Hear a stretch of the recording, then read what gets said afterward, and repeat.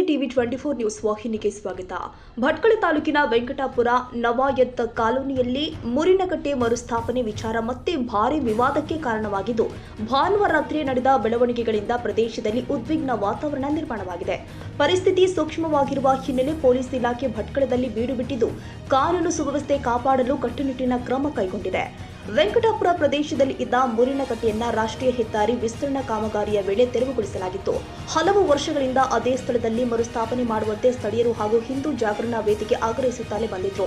ಈ ಕುರಿತಂತೆ ಈಗಾಗಲೇ ಹಲವು ಬಾರಿ ಪ್ರತಿಭಟನೆಗಳು ಕೂಡ ನಡೆದಿದ್ವು. ಸ್ಥಳೀಯರ ಪ್ರಕಾರ ಈ ಮುರಿನಕಟ್ಟೆ ಮಾರಿ ಅಮ್ಮನ ಆರಾಧನಾ ಸ್ಥಳವಾಗಿದ್ದು, ಪ್ರದೇಶದ ಜನರ ಧಾರ್ಮಿಕ ಭಾವನೆಗಳಿಗೆ ನೇರವಾಗಿ ಸಂಬಂಧಿಸಿದೆ.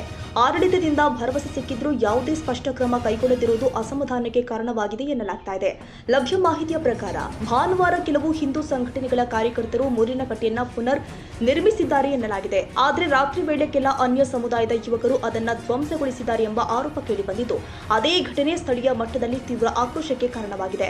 ಘಟನೆ ಕುರಿತು ಅಧಿಕೃತವಾಗಿ ಯಾವುದೇ ದೃಢೀಕರಣ ಹೊರಬಂದಿಲ್ಲ. ಆದರೆ ಸಾಮಾಜಿಕ ಜಾಲತಾಣದಲ್ಲಿ ವಿಷಯ ವೇಗವಾಗಿ ಹರಡಿದ್ದು ಜನರಲ್ಲಿ ಆತಂಕ ಮತ್ತು ಕುತೂಹಲ ಹೆಚ್ಚುತ್ತಿದೆ.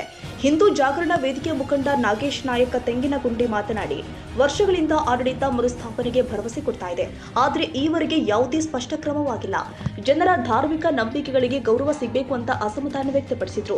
ಘಟನೆಯ ಬಳಿಕ ಮಾಜಿ ಶಾಸಕ ಸುನಿಲ್ ನಾಯಕ್, ಗೋವಿಂದ್ ನಾಯಕ್, ಶ್ರೀಕಾಂತ್ ನಾಯಕ್ ಸೇರಿ ಬೇಚಿನ ಮತ್ತು ವಿವಿಧ ಹಿಂದೂ ಸಂಘಟನೆಗಳ ಮುಖಂಡರು ಭಟ್ಕಳ ಪೊಲೀಸ್ ಠಾಣೆ ಎದುರು ಧರಣಿ ಮಾಡಿದ ವರದಿಯಾಗಿದೆ. ಧರಣಿ ವೇಳೆ ಘಟನೆಗೆ ಸಂಬಂಧಿಸಿದವರ ವಿರುದ್ಧ ತಕ್ಷಣ ಕ್ರಮ ಕೈಗೊಳ್ಳಬೇಕು, ಹಾಗೇನೇ ಮುರಿನಕಟ್ಟೆ ವಿಚಾರಕ್ಕೆ ಶಾಶ್ವತ ಪರಿಹಾರ ಕೊಡಬೇಕು ಅಂತ ಆಗ್ರಹಿಸಲಾಗಿದೆ. ಪರಿಸ್ಥಿತಿ ಗಂಭೀರವಾಗ್ತಾ ಇರುವ ಮಾಹಿತಿ ಹಿನ್ನೆಲೆ ಜಿಲ್ಲಾ ಉಸ್ತುವಾರಿ ಸಚಿವ ಮಂಕಾಳ ವೈದ್ಯ ಸ್ಥಳಕ್ಕೆ ಭೇಟಿ ಕೊಟ್ಟು ಪರಿಶೀಲನೆ ಮಾಡಿದ್ದಾರೆ. ಎರಡು ಸಮುದಾಯಗಳ ಮುಖಂಡರೊಂದಿಗೆ ಚರ್ಚೆ ಮಾಡಿ ಶಾಂತಿ ಕಾಪಾಡುವಂತೆ ಮನವಿ ಮಾಡಿದ್ದಾರೆ ಎನ್ನಲಾಗ್ತಾ ಇದೆ. ಭಟ್ಕಳ ಪೊಲೀಸರು ತಕ್ಷಣ ಸ್ಥಳಕ್ಕೆ ಭೇಟಿ ಕೊಟ್ಟು ಪರಿಸ್ಥಿತಿಯನ್ನ ನಿಯಂತ್ರಣಕ್ಕೆ ತಂದಿದ್ದಾರೆ.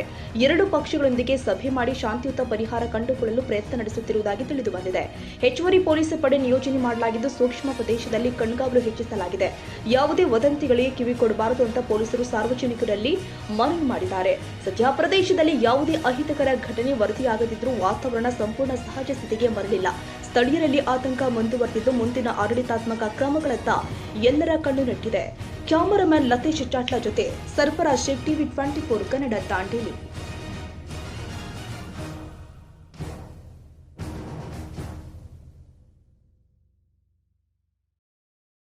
ಕನ್ನಡಿಗರ ಮೆಚ್ಚಿನ ನಿಮ್ಮ ಟಿವಿ 24 ಕನ್ನಡ ನ್ಯೂಸ್ ವಾಹಿನಿ ಇದೀಗ ಟಿವಿಯಲ್ಲಿ ಲಭ್ಯ.